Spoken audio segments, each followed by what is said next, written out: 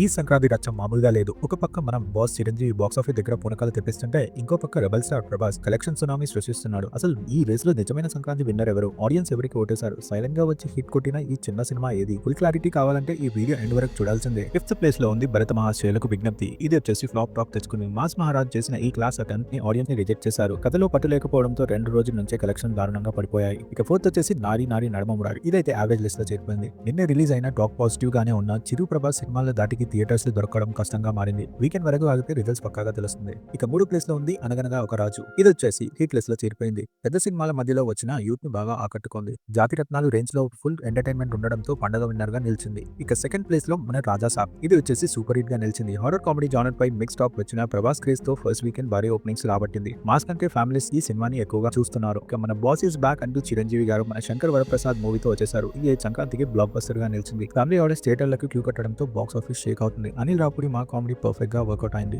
Long run లో వాల్తేరు వీరయ్య రికార్డులు కూడా బద్దలు కొట్టేస్తుంది.